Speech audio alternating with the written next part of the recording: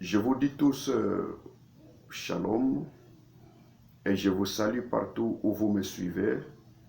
Aujourd'hui, c'est un bon jour, c'est un jour merveilleux.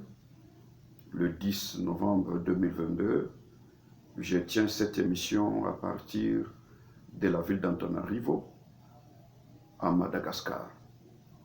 Je suis vraiment dans la joie de vous partager quelque chose de très important qui concerne d'abord ce temps où nous sommes en train de vivre. Et c'est une question aussi de beaucoup de chrétiens, ils se posent par rapport à ça. Et même plusieurs leaders chrétiens, des apôtres, des prophètes, des pasteurs, ils ont des questions à se poser sur ça. Je vais parler sur l'extase. Et je vais parler sur qui peut être pris en extase et qu'est-ce qui provoque l'extase et l'importance de l'extase. Moi, c'est Beni Kalenga Makondo, qu'on appelle BKM, la voix de l'Afrique et les prophètes messagers, selon Matthieu 25, 6. Nous sommes pendant le temps du milieu de la nuit, selon la prophétie que le Christ, l'Adonai Yeshua Hamashiach, avait donné selon Matthieu 25, 6. Et compte tenu de ce temps, nous sommes aussi au temps de parler la révélation de tous les mystères pour que tous les enfants de Dieu arrivent à la maturité et au perfectionnement des choses de Dieu, c'est-à-dire à la stature parfaite de Christ. Je vous aime beaucoup. Ici, c'est l'émission de la voix de l'époux que vous suivez, que vous pouvez partager partout. Alors, je vais prendre directement l'écriture. Nous allons lire Luc dans son livre des Actes des Apôtres. On va prendre Actes des Apôtres, le chapitre 10. Je vais commencer à partir du verset 10 jusqu'au 17. J'ai lu à la manière du Saint-Esprit. Le verset 10. Il eut faim. Il voulut manger pendant qu'on lui préparait à manger. Il tomba en extase. 11. Il vit le ciel ouvert et un objet semblable à une grande nappe, attaché par les quatre coins, qui descendait et s'abaissait vers la terre. 12. Et où se trouvaient tous les quadrupèdes, et les reptiles de la terre et les oiseaux du ciel. 13. Une voix lui dit, voici la voix de l'époux, lève-toi, Pierre, tue et mange. 14. Mais Pierre dit, non, Adonai, je n'ai jamais rien mangé d'essuyé ni d'impur. C'est juste parce qu'il était juif. Lui était juif, c'était un homme pur, c'était un oiseau pur, c'était un animal pur. Il n'est pas comme le gens des nations. Le verset 15. Et pour la seconde fois, la voix se fit encore entendre à lui. La voix de l'époux. Parce que c'est le Seigneur qui parle, c'est l'époux qui parle. Ce que Elohim a déclaré pur, ne le regardez pas comme souillé. Si Dieu dit que telle personne est pure, telle personne est sainte, même si vous ramassez tous les défauts qu'il a commis dans le passé ou qu'il a commis dans le temps, c'est lui que Dieu déclare pur et pur. C'est lui que Dieu, Elohim, déclare saint et saint. C'est lui que Elohim déclare que c'est mon oint, c'est son oint. Je continue pour clôturer. Il dit, ce qu'Elohim a déclaré pur, ne regardez pas comme suivre.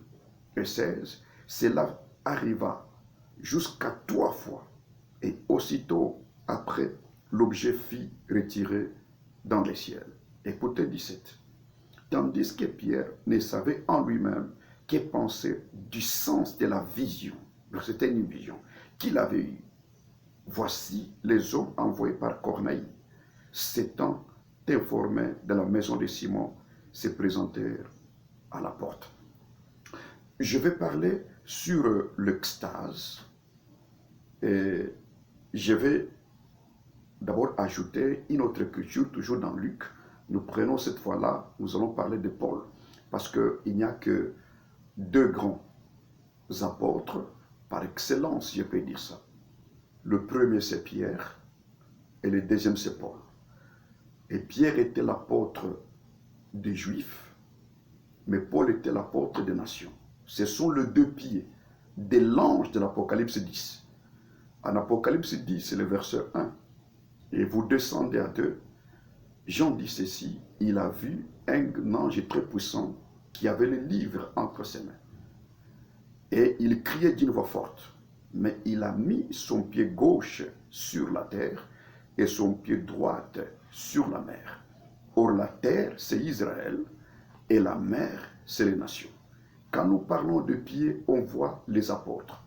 Là, le pied gauche, c'est l'apôtre Pierre. Le pied droit, c'est l'apôtre Paul. Lisons encore Paul, parce qu'on dit le témoignage de 2 et 3 est vrai. On va lire Actes des apôtres 22. On prend le verset 22. Et je vais prendre des 17 au-delà. Nous lisons encore Luc. De retour à Jérusalem, ça c'est le verset 17. Paul dit, de retour à Jérusalem, comme je priais dans le temple, je fus ravi en extase. 18. Et j'ai vu l'Adonai qui me disait, hâte-toi et sors promptement de Jérusalem, Yerushalayim, parce qu'ils ne recevront pas ton témoignage sur moi. Ça c'est Yeshua Mashiach, l'époux qui parle. 19. Et j'ai dit, bon, ça ne sert à rien de continuer là-bas. Je prends le verset 21. Alors il me dit, il là, c'est l'Adonai Yeshua Mashiach qui parle à Paul, va, je t'enverrai au loin vers les nations. Voilà en fait ces deux écritures qui peuvent nous parler comment, qu'est-ce que c'est l'extase. Dans l'ancienne alliance, de Genèse à Malachie, on n'a pas trouvé une place où on a parlé du mot extase. Mais il y a des gens qui ont vécu ça, comme les Daniel et Ézéchiel. Mais d'abord, pour aller là-dedans, on doit d'abord comprendre qu'est-ce que c'est une extase. Une extase, c'est quoi? Une extase, c'est un ravissement d'esprit. Donc, quelqu'un qui est ravi en esprit, il commence à contempler des choses. Quand il comprend des choses, c'est-à-dire qu'il est transporté. Son corps, donc, il est transporté hors de tous les sens de son corps. Parce que l'homme a 5 sens que vous connaissez bien. Mais le corps reste là, vivant, et avec ses sens de goût, tous les sens fonctionnent. Le goût, le toucher, la vue, l'odorat, ainsi que l'ouïe, ça fonctionne tous les 5 sens.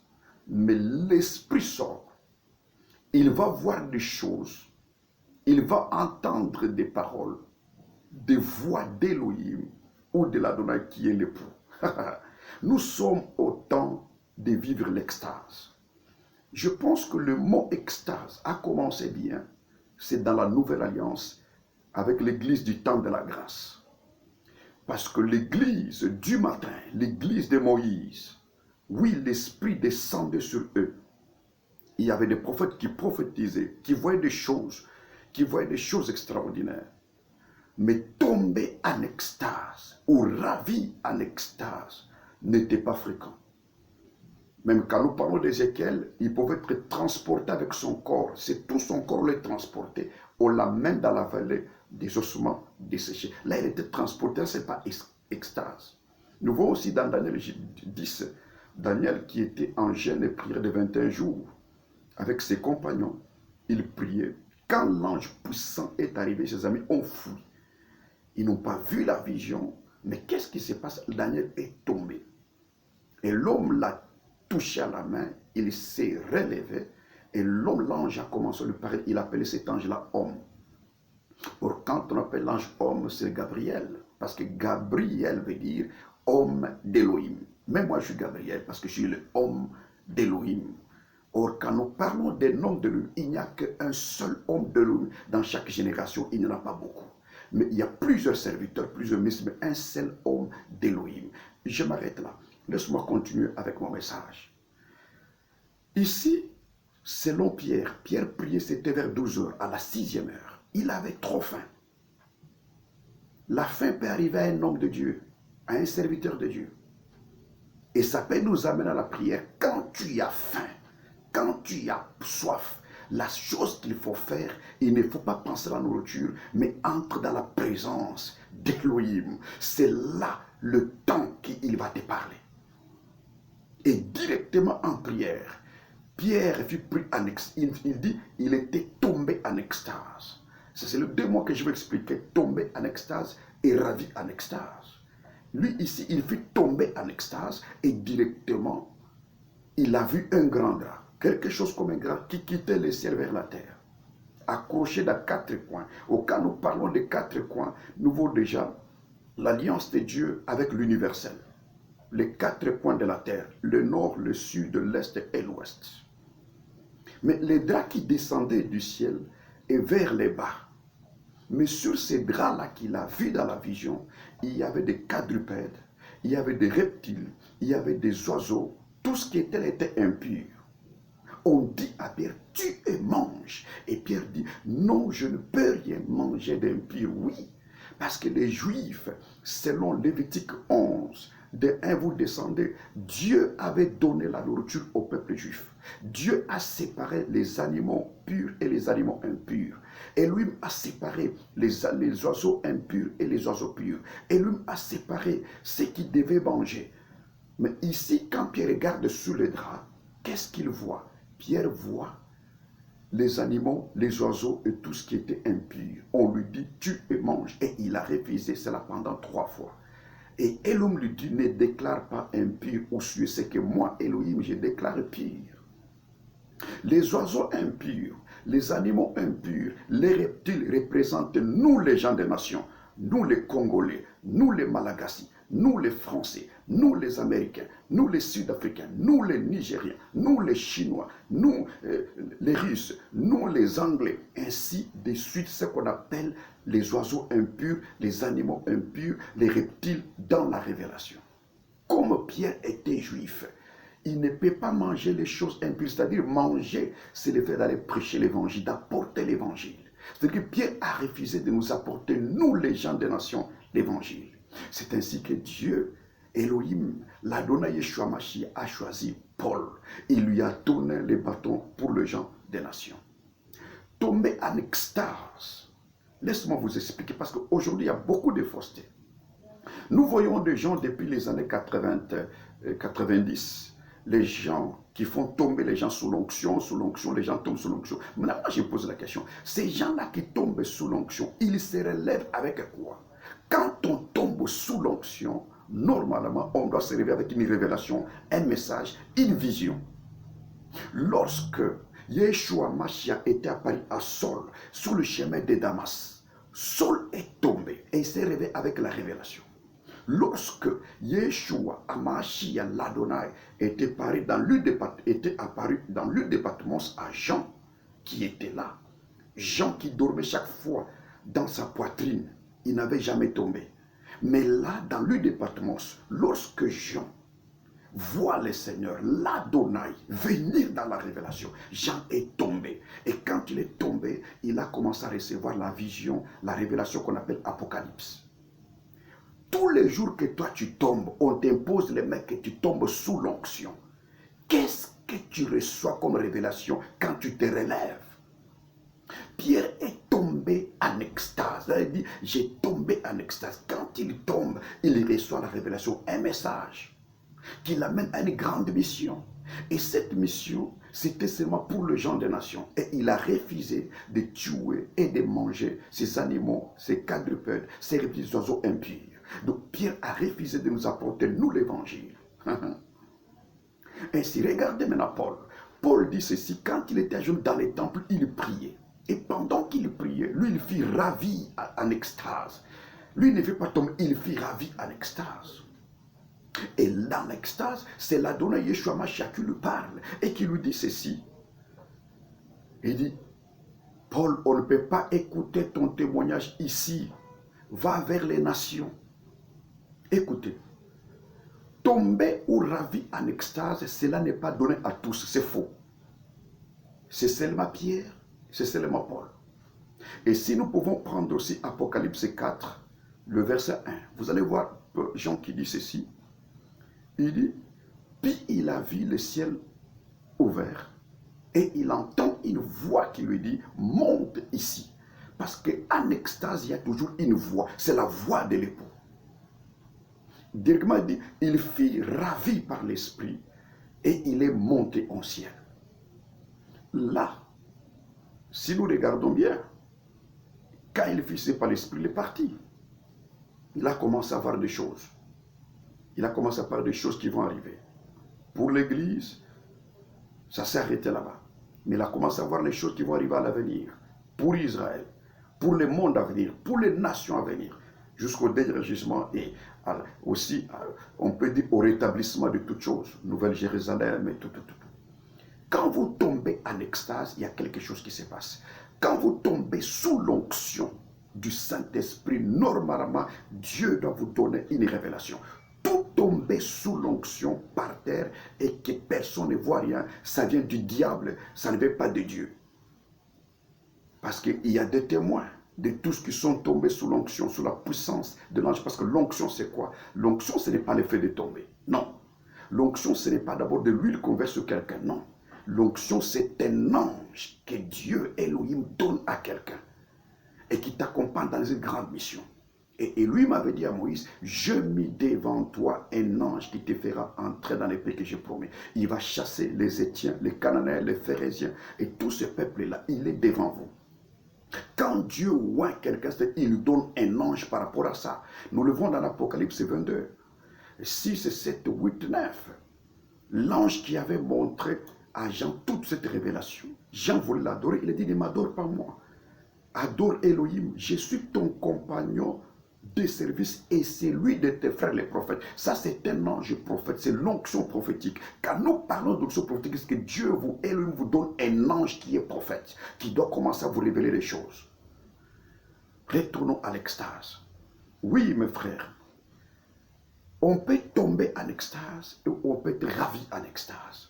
Il n'y a que quelqu'un qui a reçu une particularité, une mission spéciale d'Elohim, à qui Dieu peut faire grâce de tomber en extase, ou d'être pris, ou d'être ravi en extase. Je, par la grâce du Seigneur, visité tous les 3 cieux. J'ai déjà visité les airs. Parce que le premier ciel, c'est les airs, l'univers des étoiles. Là, je pense que si j'ai le bon mémoire, c'est dans les années 89. J'ai visité... Non, excusez-moi. J'ai d'abord visité les airs, dans l'univers des étoiles. Deuxièmement, j'ai visité les airs. Là, on va se rencontrer avec Christ lors de l'enlèvement. Troisièmement, j'ai visité les trônes. Le trône, là où nous partirons avec Christ. Les 3 cieux. Écoutez, Adam, avant que Elohim lui donne une femme, il fallait qu'Elohim lui fasse tomber à un sommet profond. Le sommet profond, c'est la mort. Mais Adam, il n'était pas seulement le corps. Adam, il était d'abord un esprit. Adam est une âme et Adam est devenu un corps. Parce que l'esprit a été créé le premier. L'âme a été faite et le corps a été formé. C'est pourquoi on n'a plus que 3 verbes. Elohim créa l'homme à son image. Faisons l'homme à notre image. Et aussi, Dieu Elohim forma l'homme de la poussière de la terre. 3 verbes. Le verbe créer, le verbe faire et le verbe former. C'est l'esprit qui a été créé, l'âme a été faite et le corps a été formé. Ainsi, un véritable enfant de Dieu, un chrétien, ne rend jamais l'âme.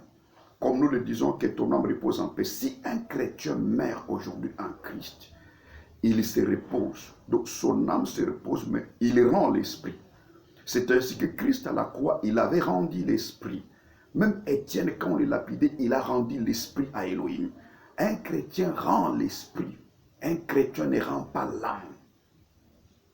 Vous me suivez bien? Parce que maintenant, quand il s'agit d'une extase, le corps fonctionne. Le corps a tous ses sens. La personne n'est pas morte, mais l'esprit est parti. L'esprit commence à voir des choses extraordinaires. Je peux être précis, je tombe en extase, mais je commence à voir des choses qui se passent en Amérique, dans telle ville de l'Amérique, ou soit en France, ou soit en île Maurice, ou soit au Congo, exactement tout ce qui se passe. Je le vois, je le vis. Parce que quelqu'un qui tombe en extase, il vit dans des mondes différents. Son corps vit dans ce monde physique et son esprit voit au-delà. Il voit les mondes spirituels. Alors aujourd'hui, tellement que les sciences occultes, les francs-maçons, les occultistes et les autres ont compris ces choses, ils l'ont mis dans l'évangile pour fabriquer la magie et autres. Pour dire que non, j'étais tel part, j'ai sauté, je suis parti quelque part. Écoutez, Elohim fait des choses extraordinaires. Moi, au début de ma foi, dans les années 90, 91, 92, un jour, moi, j'ai expérimenté moi-même. Je sors, Elohim m'envoie telle part. Et d'une commune à une autre, c'était vraiment de prendre plusieurs fois les transports. Mais je me sentis, je suis sorti seulement dehors avec ma Bible. Je n'ai pas fait 2 minutes, je me retrouve au lieu. Et j'étais en retard pour aller prêcher. Je me retrouve. Je ne sais pas comment je suis arrivé là-bas dans 1 minute. Là, ce n'est pas tomber en extase. Quand Elohim a une mission à faire avec vous, il peut faire tout ce qu'il peut parce qu'il est au-delà de tout. Il accomplit de merveilles. C'est le supernaturel, comme les Anglais disent ça. Il peut faire tout. Mais, ici, je parle de l'extase. Le corps fonctionne, le corps est là. On peut être touché, tu es là, mais l'esprit est déjà parti. Et l'esprit voit des choses extraordinaires. Alors, par rapport aux tombées aujourd'hui qui se font dans les églises, moi, je commence à douter ces choses. Parce qu'aujourd'hui, l'onction de tomber a conduit les gens, surtout les prédicateurs, à aller toucher à la magie, aux fétiches, à la franc-maçonnerie, pour faire tomber les gens. Maintenant, les gens là qui tombent chaque fois, ils se relèvent avec quoi? Cher pasteur, posez-vous cette question. Rentrons dans l'écriture, rentrons dans l'évangile. Il ne faut pas mentir aux enfants de Dieu. Si vous ne connaissez rien en tant qu'enfant de Dieu, demandez à ceux qui connaissent. Ne prêchez pas que l'onction c'est de l'huile qu'on verse sur le corps des gens. Nous ne sommes pas autant de mettre de l'huile sur les gens que seulement sur les malades. On ne peut jamais mettre de l'huile, que ce soit d'olive, que ce soit je ne sais pas quelle huile, sur les gens qu'on les consacre. Ça c'est une fausseté. Parce que Christ n'a pas pris de lui pour oindre les Pierre, les Paul et les autres. Ni Pierre pour oindre les diacres, ni Paul pour oindre les Timothée, les Tites et les autres. Non, c'était l'imposition des mains. Parce que quand il y a l'imposition des mains, il y a transfert d'onction, il y a transfert de grâce. Mais aujourd'hui, on commence à vendre de l'huile. L'huile de 50 $, de 50 € et tout ça. C'est la magie, c'est l'occultisme. Ça ne peut pas se faire. C'est le fétichisme, c'est la sorcellerie. Une extase. L'extase vient, c'est quand on prie beaucoup. Si tu es un homme de prière, Elohim peut te faire tomber en extase. Elohim peut te ravir. L'esprit, ton esprit va partir en extase. Je me rappelle une chose qui m'était arrivée. Alors qu'on était en prière avec le gens, mon esprit est parti. Mon corps fonctionnait. J'ai commencé à voir 7 anges. Là, c'était en 89. En prière comme ça, de veillée de prière. On a commencé tout au début, l'esprit est parti. Il commence à me présenter 7 anges. Et l'Adonai me dit, voilà les 7 anges ici. Pendant qu'il m'expliquait, et comme j'étais en prière, j'ai prié, mais je voyais. J'ai eu peur, je tremblais. Qu'est-ce qui m'arrive? Il m'expliquait le 7 anges, avec des trompettes. Mais je ne peux pas dire ça maintenant. L'extase, ton corps fonctionne, mais l'esprit est pris. Laisse-moi vous dire ceci. Puisque nous sommes au temps où le Saint-Esprit est en train d'agir, au sein de l'Église, le Saint-Esprit n'est pas parti. Si vous êtes un homme de prière, si vous êtes une femme de prière, écoutez, l'Esprit peut vous saisir à voir des choses que vous n'avez jamais vues. Le témoignage de 2 ou 3 est vrai. Pierre, Jean et Paul. C'est déjà vrai. c'est capable aujourd'hui, vous priez beaucoup, Dieu vient vous prendre, votre esprit va voir les choses qui se passent au ciel, les choses qui se passent sur la terre, mais surtout par rapport à des grandes missions en ces temps. Et lui peut vous révéler des choses qui doivent se passer sur la terre, il vous montre ça au ciel, il vous donne une mission particulière. J'aimerais, chers frères et sœurs, que vous puissiez me suivre très bien aujourd'hui. J'aimerais que le Saint-Esprit puisse vous toucher là où vous êtes. J'aimerais que vous puissiez comprendre les choses que vous n'avez jamais comprises.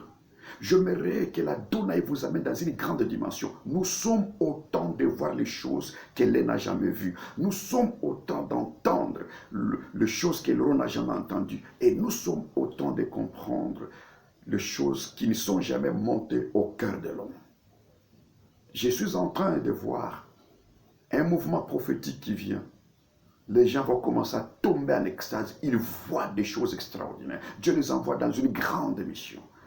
Si vous avez la foi à mort où vous êtes, recevez le Saint-Esprit.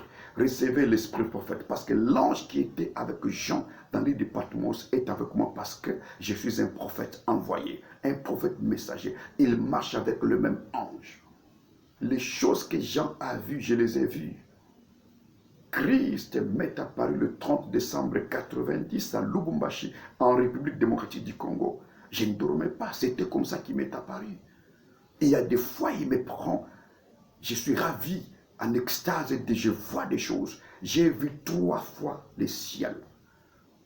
J'ai vu les airs, j'ai vu le ciel, le trône, j'ai vu l'univers des étoiles. Il m'expliquait.